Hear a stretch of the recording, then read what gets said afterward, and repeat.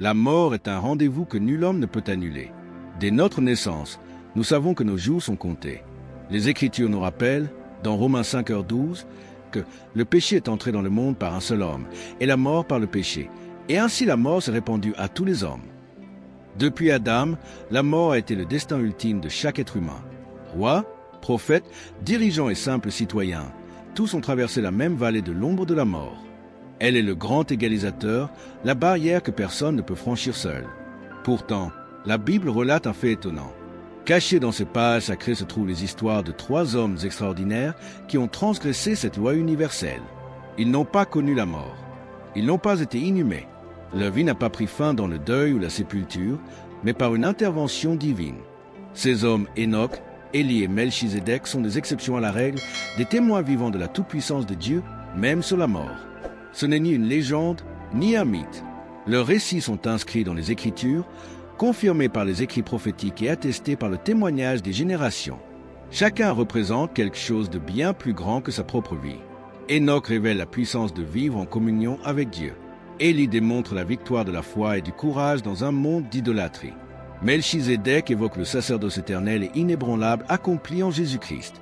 Dans cette vidéo, nous allons explorer leurs histoires. Vous découvrirez ce qui les distinguait et ce que leur vie signifie pour vous aujourd'hui. Leur parcours pourrait-il révéler des secrets sur la vie éternelle? Leur exemple pourrait-il nous montrer comment vivre avec une telle foi que même la mort perd son pouvoir? À la fin, vous comprendrez comment ces récits exceptionnels révèlent le plan éternel de Dieu et pourquoi ces hommes sont plus que de simples mystères historiques. Ils sont un rappel éternel de la souveraineté de Dieu. Sin avertissement, cette vidéo n'est pas basée sur des spéculations ou des affirmations sensationnelles. Elle se concentre sur ce que la Bible enseigne. Nous abordons ces histoires avec respect en tenant compte des différentes perspectives tout en restant fidèles aux Écritures. Notre but est d'encourager, non de débattre. Préparez-vous donc. Ce voyage spirituel que vous allez entreprendre ne se limitera pas à approfondir vos connaissances des Écritures. Il pourrait bien changer votre vision de la vie, de la foi et de l'éternité. Alors que le monde sombrait dans la corruption et que le péché était devenu omniprésent, un homme apparut dont la vie rayonnait comme un phare dans la nuit. Son nom était Enoch. 7e génération après Adam, il naquit à une époque où les pensées des hommes n'étaient que mal continuellement. Genèse 6h5. La violence, l'idolâtrie et la rébellion envahissaient la terre et les descendants de Caïn multipliaient le mal partout où ils allaient. Pourtant, au milieu de cette obscurité, Enoch choisit un chemin si rare, si radical, que sa vie devint l'un des témoignages les plus remarquables de toute la Bible. La Bible nous dit ceci de lui. Enoch marchait avec Dieu, puis il disparut, car Dieu l'emporta. Genèse 5h24. Ce verset porte une signification éternelle. Que signifie marcher avec Dieu? Pour Enoch, cela ne se limitait pas à des rituels. Ce n'était pas une simple religion extérieure ou des paroles creuses. C'était une communion intime avec le Créateur, une communion quotidienne, une confiance inébranlable et une obéissance absolue. Sa marche avec Dieu n'était pas superficielle, elle était intentionnelle. Une relation si profonde que le ciel lui-même interrompit son parcours terrestre. Le legs d'Enoch est encore plus étonnant si l'on considère sa descendance. Il fut le père de Mathusalem, l'homme qui vécut le plus longtemps selon la Bible, 969 ans. Son aïeul-petit-fils fut Noé, celui qui survécut au déluge et préserva l'humanité. Grâce à la fidélité d'Enoch, une graine spirituelle fut semée, qui porterait du fruit dans les générations futures. Sa décision de marcher avec Dieu ne s'arrêta pas à lui-même, elle marqua l'histoire. Mais l'histoire d'Enoch va au-delà de la généalogie. Le livre des Hébreux souligne son rôle unique dans l'histoire du salut. Par la foi, Enoch fut enlevé de ce monde, afin qu'il ne vît pas la mort, car avant d'être enlevé, il fut reconnu comme un homme qui plaisait à Dieu. Hébreux 11h5. Quel témoignage extraordinaire! Le Dieu qui créa la vie a tendu la main à Enoch et l'a appelé à sa présence, sans qu'il connaisse la mort. La tradition juive enrichit également le récit d'Enoch. Les écrits anciens le décrivent comme un scribe juste, un homme qui recevait des visions du futur, qui fut transporté dans les cieux et qui annonça le jugement divin à venir. Le Nouveau Testament, dans la lettre de Jude, versets 14 à 15, cite même Enoch comme un prophète qui parla du retour du Seigneur avec des milliers de ses saints pour accomplir le jugement. Enoch n'était pas seulement un homme de piété personnelle. Il était une voix prophétique, appelant sa génération à la justice et révélant le plan éternel de Dieu. Réfléchissez à la portée de cela. À une époque où la majorité se moquait de Dieu et où le péché était glorifié, un homme a osé vivre différemment. Sa récompense fut unique. Il ne connut jamais la mort. Ce n'était ni un mythe ni une métaphore, mais la preuve de la puissance de Dieu à honorer la foi d'une manière qui dépasse la compréhension humaine. La vie d'Enoch nous enseigne encore aujourd'hui, marcher avec Dieu change tout. Et c'est ici que le récit prend une dimension personnelle. Enoch nous invite à nous interroger. À quoi ressemble ma relation avec Dieu? Est-elle distante, occasionnelle ou tiède? Ou est-elle vivante, constante et intime? Sa vie nous rappelle que Dieu ne recherche pas des rituels, mais des cœurs fidèles qui désirent être près de lui. Marcher avec Dieu, c'est vivre en pensant à l'éternité, le mettre au premier plan de chaque décision et aligner nos pas sur sa volonté, quel qu'en soit le prix. L'histoire d'Enoch ne concerne pas seulement ce que Dieu a fait pour lui, mais aussi ce que Dieu désire faire pour nous.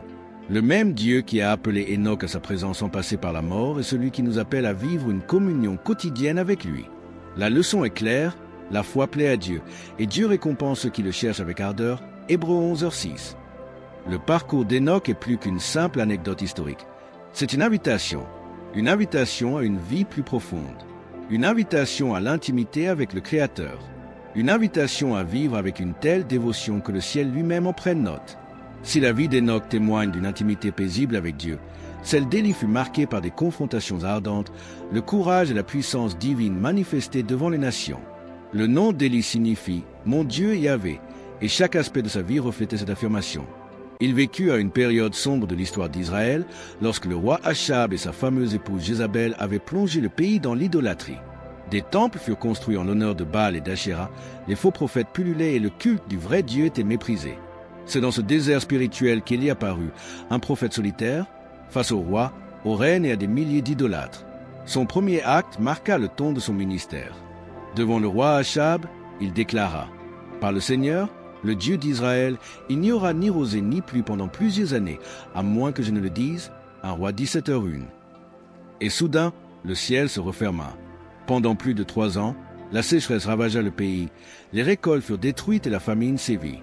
Pourtant, tandis que le peuple souffrait, Dieu pourvoyait miraculeusement à la subsistance d'Élie. Des corbeaux lui apportaient du pain et de la viande au bord du torrent de Chorite. Et plus tard, une veuve de Sarfat vit sa farine et son huile miraculeusement renouvelées pendant toute la durée de la sécheresse. Ces événements étaient bien plus que de simples récits de survie. Ils montraient que Dieu seul avait le pouvoir de donner la vie et de subvenir aux besoins, et non Baal, le soi-disant Dieu de la tempête que les Israélites avaient choisi de suivre. Mais le moment décisif d'Élie se produisit sur le mont Carmel. Là, devant toute la nation, il défia les prophètes de Baal. Le Dieu qui répondrait par le feu serait reconnu comme le vrai Dieu. Les prophètes de Baal crièrent, s'autoflagellèrent et prièrent du matin au soir, mais rien ne se produisit. Alors Élie reconstruisit l'autel du Seigneur, versa de l'eau sur le sacrifice jusqu'à ce qu'elle déborde, et pria avec foi. Instantanément, un feu descendit du ciel, consumant non seulement le sacrifice, mais aussi les pierres, le bois et même l'eau du fossé. Le peuple tomba à genoux en criant, « Le Seigneur, c'est lui le Dieu. Le Seigneur, c'est lui le Dieu. » 1 Roi 18h39. Ce jour-là, Élie prouva que le Dieu d'Israël était le seul véritable roi. Pourtant, même ce triomphe ne le protégea pas du désespoir. Quand Jézabel menaça de le tuer, Élie s'enfuit dans le désert, fatigué et brisé. Sous un genêt, il pria, « Seigneur, j'en ai assez, prends ma vie. » 1 Roi 19h04. Mais, par sa miséricorde, Dieu envoya un ange à Élie avec du pain et de l'eau, ce qui lui rendit ses forces. Il se rendit ensuite au mont Horeb, où il rencontra Dieu non pas dans le vent, le tremblement de terre ou le feu, mais dans un murmure doux et paisible. Ce fut à travers ce murmure qu'Élie comprit le véritable sens du ministère, non seulement dans les manifestations spectaculaires de la puissance divine, mais aussi dans la présence silencieuse et rassurante de Dieu. Alors que la mission d'Élie touchait à sa fin, un événement sans précédent se produisit. Il voyagea avec Élisée, le prophète qui devait lui succéder. Ensemble, ils traversèrent le Jourdain après qu'Élie eut frappé l'eau avec son manteau, la séparant comme Moïse l'avait fait à la mer Rouge. Puis, dans l'un des moments les plus stupéfiants de toute la Bible, un char de feu et des chevaux de feu apparurent. Dans un tourbillon, Élie fut enlevé au ciel sous les yeux d'Élisée, 2 Rois 2h11. Il ne connut jamais la mort. On ne creusa aucune tombe pour lui. Aucune cérémonie de deuil ne fut organisée. Dieu lui-même emmena son prophète au ciel en toute gloire. Élisée, saisi de stupéfaction, s'écria, « Mon père, les chars et les cavaliers d'Israël !» Il prit le manteau d'Élie, frappa le Jourdain et le retraversa, prouvant ainsi que l'Esprit de Dieu reposait désormais sur lui. Le flambeau de la foi avait été transmis, mais l'histoire d'Élie brillait encore comme un feu ardent dans les pages de l'histoire. Le départ d'Élie fut plus qu'un miracle personnel, c'était un message divin. Sa vie démontra que le pouvoir de Dieu triomphe des idoles, que sa présence soutient ses serviteurs dans la faiblesse et que sa gloire est plus grande que la mort elle-même. Des siècles plus tard, Élie réapparut sur le mont de la Transfiguration, aux côtés de Moïse, parlant avec Jésus, témoin de la réalisation prochaine du plan de rédemption de Dieu. Pour nous, l'histoire d'Élie ne se résume pas au feu céleste ou au tourbillon de gloire. Elle parle d'une vie consacrée entièrement à Dieu, même dans les moments de solitude, de peur et d'opposition. Élie nous rappelle que la foi n'est pas l'absence de faiblesse, mais la persévérance à croire en Dieu malgré elle. Et dans son ascension glorieuse, nous voyons la vérité. Ceux qui appartiennent au Seigneur ne sont jamais abandonnés, ni même dans la mort, ni parfois au-delà de la mort. Contrairement à Enoch et Élie, dont les histoires sont racontées dans plusieurs chapitres de la Bible, Melchizedek apparaît soudainement, presque comme une figure mystérieuse sortant des ténèbres. Son histoire se déroule dans Genèse 14, après un sauvetage spectaculaire. Abraham, alors encore appelé Abram, avait risqué tout pour sauver son neveu Lot, capturé par des rois ennemis lors d'une guerre entre cité-État. Avec seulement 318 hommes de sa propre suite, Abram poursuivit les envahisseurs, les attaqua de nuit et libéra Lot. À son retour de la bataille, Abram ne rencontra pas un simple guerrier, mais une figure d'une importance spirituelle immense, Melchizedek. Le texte nous dit que Melchizedek était à la fois roi de Salem et prêtre du Dieu Très-Haut. Salem, plus tard appelé Jérusalem, signifiait paix. Son nom même, Melchizedek, signifiait roi de justice. En lui, justice et paix étaient indissociables. Il servit du pain et du vin, des symboles qui résonneraient des siècles plus tard lors de la scène, et bénit Abraham avec une autorité divine. Que Abraham soit béni par le Dieu Très-Haut, créateur du ciel et de la terre. Et loué soit le Dieu Très-Haut qui a livré vos ennemis entre vos mains. Genèse 14.19 à 20. Abraham, l'homme choisi par Dieu pour être le père des nations, répondit avec humilité. Il donna à Melchizedek le 10e de tout ce qu'il possédait. Par cet acte, Abraham reconnut l'autorité spirituelle de Melchizedek. Ce n'était pas une simple transaction. C'était la reconnaissance que ce roi prêtre mystérieux représentait quelque chose de plus grand que lui-même. Mais qui était Melchizedek? Les Écritures ne mentionnent ni sa parenté, ni ses origines, ni sa fin. Ce silence est intentionnel. L'auteur d'Hébreux 7.3 évoque ce mystère. Sans père ni mère, sans généalogie, sans commencement ni fin, semblable au Fils de Dieu, il demeure prêtre à jamais. La figure de Melchizedek a une portée qui dépasse le cadre historique. Elle est prophétique, annonçant le sacerdoce éternel de Jésus-Christ. Des siècles après Abraham, le roi David, inspiré par l'Esprit, écrivit dans le psaume 110.4 « Le Seigneur a juré et ne s'en repentira pas. Tu es prêtre à jamais, selon l'ordre de Melchizedek. » Ce n'était pas un simple verset, c'était une prophétie messianique accomplie en Christ qui deviendrait le grand prêtre éternel, non par sa descendance lévitique, mais par la grâce divine. Jésus, comme Melchizedek, possède un sacerdoce immuable éternel, fondé non sur la lignée, mais sur l'autorité divine. Ce lien est profond. Sous l'Ancien Testament, les prêtres appartenaient à la lignée de Lévi. Leur ministère était temporaire, transmis de père en fils, limité par la mortalité. Mais en Christ, un nouvel ordre de sacerdoce a été révélé, éternel, inébranlable et suffisant pour tous les temps. C'est pourquoi le livre des Hébreux insiste sur le fait que Jésus est plus grand que les prêtres lévitiques, car son ministère est fondé sur l'ordre de Melchizedek. Les érudits ont longtemps débattu de la véritable identité de Melchizedek. Certains affirment qu'il était un roi historique, un prêtre juste, conservé dans les Écritures comme type de Christ. D'autres suggèrent qu'il aurait pu être une Christophanie, une apparition de Christ lui-même avant l'incarnation. D'autres encore le considèrent comme une figure divinement inspirée dont la vie préfigurait le règne éternel de Jésus. Quelle que soit l'interprétation, la leçon reste la même. Melchizedek symbolise un sacerdoce éternel qui transcende le temps, la lignée et les limites humaines. Pour nous aujourd'hui, l'histoire de Melchizedek n'est pas seulement un mystère, mais une assurance. De même qu'Abraham l'a reconnu et honoré, nous sommes appelés à reconnaître le sacerdoce éternel de Jésus qui intercède pour nous sans fin. En lui, la justice et la paix se rencontrent parfaitement. En lui, la figure de Melchizedek trouve son accomplissement. Melchizedek nous rappelle que le plan de Dieu n'était jamais arbitraire. De la Genèse à l'Apocalypse, il préfigurait déjà Christ comme notre grand prêtre, celui qui est le médiateur d'une nouvelle alliance, dont le sacrifice est éternel et dont le règne ne pâlit jamais. Enoch, Élie et Melchizedek, trois hommes dont la vie transcende la condition humaine ordinaire. Chacun révèle un aspect différent de la puissance de Dieu, et chacun laisse un héritage qui continue de nous parler aujourd'hui. Leurs histoires ne sont pas de simples récits anciens, enfouis dans les textes sacrés. Ce sont des messages intemporels, soigneusement inscrits dans les Écritures pour nous rappeler que la foi, l'obéissance et l'intimité avec Dieu sont toujours importantes. Avec Enoch, nous apprenons la beauté de marcher avec Dieu.